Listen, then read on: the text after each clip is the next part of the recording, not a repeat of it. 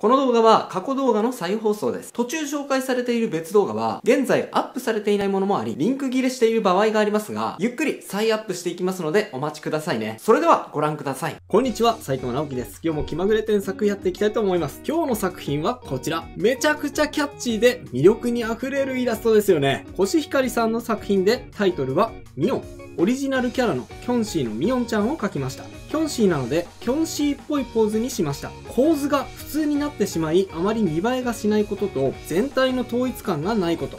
キャラがぼやけてしまって、ぼやーっとしてしまうことが気になっています。夜の暗闇にいる感じがあまり伝わらないなぁとも思いました。いつも動画面白く拝見、参考にさせていただいています。添削して欲しくない部分はありません。どこでも添削して欲しいです。いやーいろいろ反省はあるのかもしれませんが、まずですね、とてもキャッチーなキャラクターを描けているなぁと思いました。このね、目の下の2つ並んだほくろも可愛いですし、ちょっと太い眉毛とか、あとはまつげの形でキャッチーな印象を作り出せているのが素晴らしいと思います。もしかしたらね、本人的には今のような褒め方をしても、そんな細かいことだけ褒めんの？そんなの誰にでもできるじゃんって思ってしまったかもしれませんが、いや、これですね、意外と難しいことなんですよ。どういうパーツ、そしてどういう記号をキャラクターに含めれば、今の時代、見ている人の心をおっと掴むことができるのか。そういう感覚って時代感を読み取る力が必要なんですよね。なので、今言ったようなことって実は誰にでもできるようなことではなくて、苦手な人はもう本当に苦手な分野だと思うんですよ。コシヒカリさんはそういうことが自然とできているのがすごいと思います。コシヒカリさんの絵の強みは、こういうパッと見た時に好きって思わせる要素をキャラクターにどんどん盛り込んでいくことができる嗅覚にあると思います。はい。その上で今回の添削のテーマはこれですね。キャラの魅力をアップするためには縦方向の動きを意識してください。です。これはですね、本人も気にされていた構図が普通になってしまったという部分の解決方法でもあるんですが、この絵ですね、画面の入り方はとてもいいです。つまり、構図はいいと思います。ただですね、何が足りないのかっていうと、このキャラクターっぽい動きが描けていないと思います。それを解決するには、縦方向の動きが大事なんですね。縦方向の動きって何かっていうとですね、僕の首の動きを見てください。これが横の動きだとするじゃないですか。皆さんね、横方向の動きって比較的意識できるんですよ。でも、縦方向。つまり、こういう動き。こういう傾きですね。こういう前と後ろに傾くような動きはなかなか意識できない場合が多いんです。そして実はですね、この縦方向の動きを意識することで圧倒的にそのキャラらしい動きや魅力をアップすることができるんですね。なので今回はキャラをもっと魅力的にする縦方向の動きに注目しながら添削をしていきましょう。それでは早速やっていきます。はい。でね、これはもう口を酸っぱくして言いすぎて、もう何度言ったかわからないんですが、懲りずにまた言っていきますね。特に今回のように縦方向の動きを意識したい場合には、写真を撮ること。これはもう必須だと思ってください。ということで、写真を用意しました。これです。はい。これですね。これを見ると結構いろいろなことに気づくはずなんですが、まず最初に気づくのは何と言っても手の動きです。キョンシーってほら、腕の動きって、こうじゃなくて、こうじゃないですか。これだと日本の幽霊のイメージになっちゃいますよね。なのでまずはそこから直していきたいです。こうします。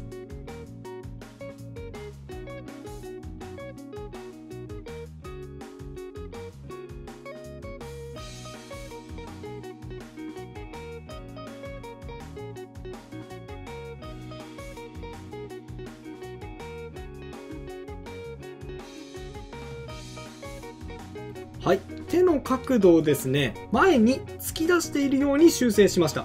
ただですね、まだこれでも腕ごと前に突き出している風には見えません。こんな風に腕を縮こめているように見えますよね。これはなんでだろうと思いながら写真の方を見てみると、はい。何が違うんでしょうか。よーく観察するとですね、はい。もう気づいた人もいるかもしれません。首と肩の関係ですね。この部分と、ここの部分。腕をピンと前に突き出すには、肩が上に上がります。だからですね、こんなに首が見えるわけはないんですね。首が見えているということはですね、これによって腕がだらっと下に下がっていることを暗に書き表してしまっているわけなんです。はい。なので、肩と首の位置関係を直していってみましょう。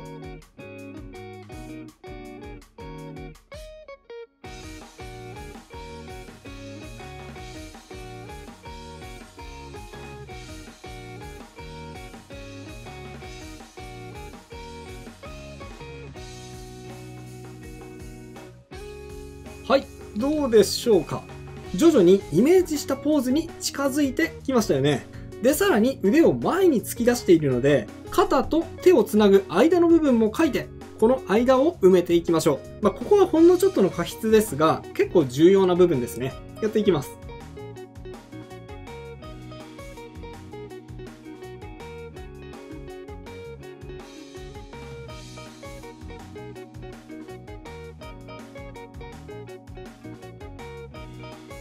はい。そしたらね、キョンシーって両方の腕をこんな風に伸ばしているので、反対側の指もちょっと見えていた方が両手を伸ばしている感じが出ると思います。なので、左手も加筆していきます。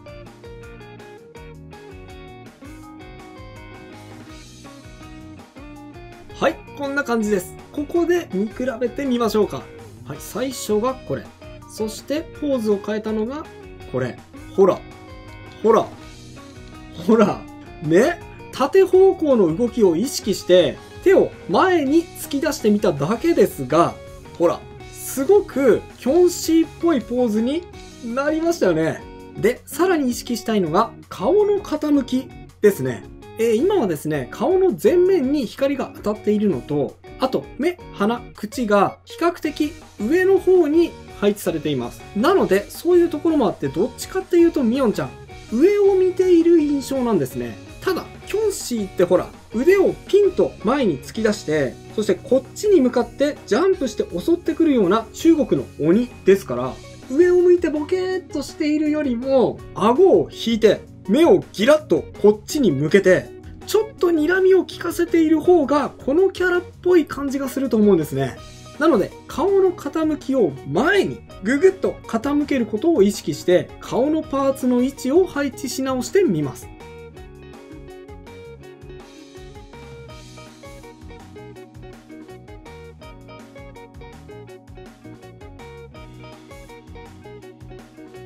はい、顔のパーツを下に持ってきて、ぐぐっと顎を引いているような印象にしてみました。で、目線もですね、ちょっと右側に反れているような感じなので、こっちを睨んでいる風に位置を調整します。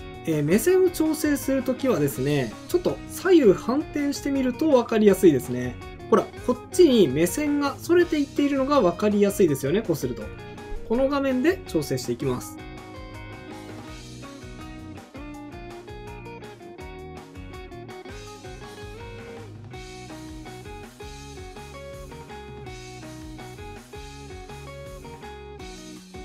はい。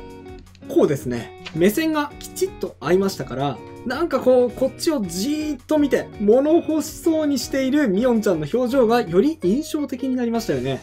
好きあらば、襲ってやるぞって威圧してくるミヨンちゃん。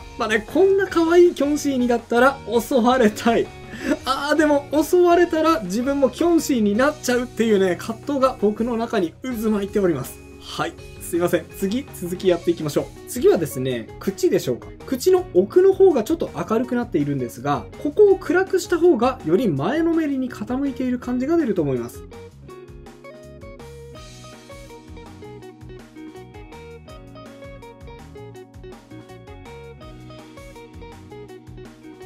はい、こんな感じです。ちょっと下を向いているので、下の歯も見えそうな感じがします。これを描いた方が顔の傾きを表現できますね。それと、前に傾いたことによって、帽子の位置も若干下に調整した方がいいと思います。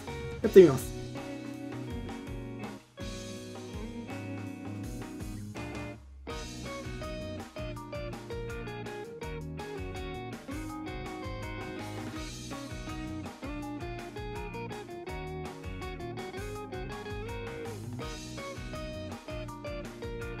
はい、こんな感じ。あと帽子も直したので、ついでになんですが、ちょっとここ、このお札ですね。キョンシーにとってお札ってめっちゃ大事だと思うんですけど、お札の文字が、これちょっと適当すぎます。いや、こういう方向もあるとは思いますよ。例えば、この子が幼稚園児のキョンシーとか、あとは幼稚園児の霊言同士にお札を貼られたみたいな、なんかそういう設定だとしたら、あえてこういうお札っていうのも、ありだとは思うんですが、見た感じそんなこともなさそうなので、お札の文字はですね、ちゃんと書いてあげた方が、みおんちゃんのキャラクターが立つと思います。書いていきますね。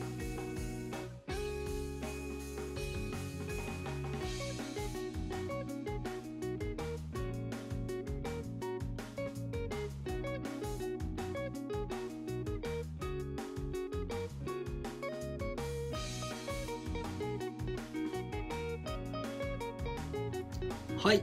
こんな感じ。いやー、小さい頃ね、キョンシーの映画にハマった人は、このお札を何枚も何枚も書いたと思うんですね。僕もその中の一人だったので、今ね、お札を書いていて、すごく懐かしい感じがしました。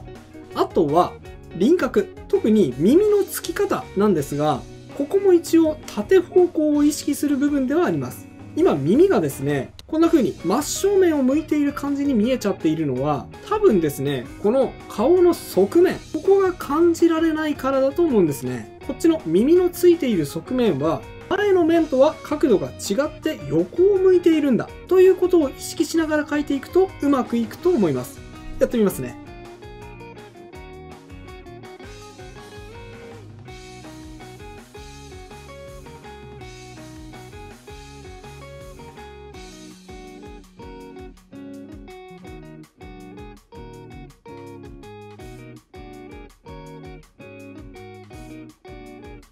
はい、こんな感じですね。で、ここからが結構大事です。顔を前面に傾けたということは、顔面に影が落ちるということだと思うので、そこをしっかりと表現してあげましょう。こうです。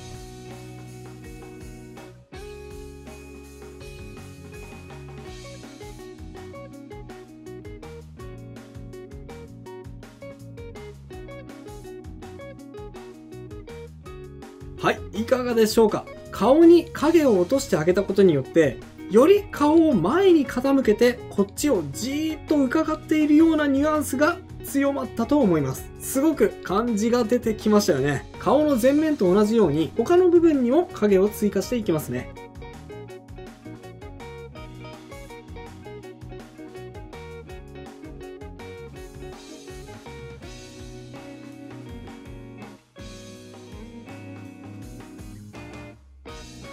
はい、こんな感じ。あとは髪の毛の明るさも調整したいです。今ですね、結構髪の毛にしっかりと陰影がついていて、ここに一番明暗さがついていると思うんです。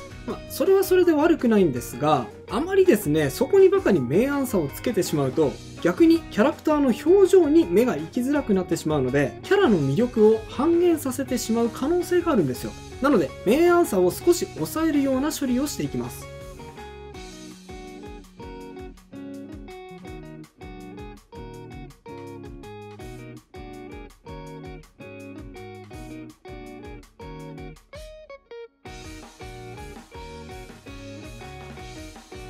はい、こんな感じ。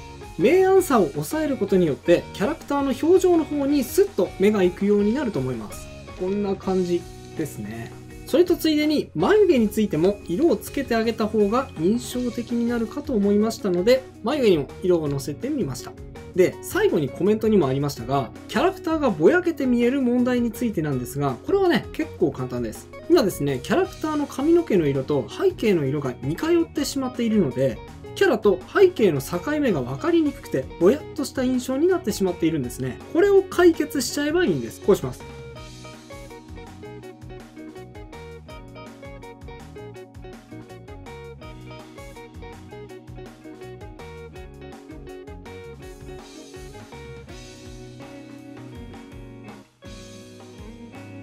はい、キャラと背景の境目だけ少しぼやーっと明るくしました。こうすることで境目がはっきりしますから、印象がぼやけてしまうことはありません。簡単ですよね。今回の添削は以上となります。今回は縦方向の動きを意識した添削をしてきましたが、ちょっとね、この縦方向の動きって書くのが結構難しいですね。いや、自分にとってはこういう奥行きを書くのは少し難しいなと思った方、安心してください。こちらの動画、気まぐれ添削73では、縦方向の動きは使わずにレイアウトだけですごく見栄えをさせちゃう方法をご紹介しております。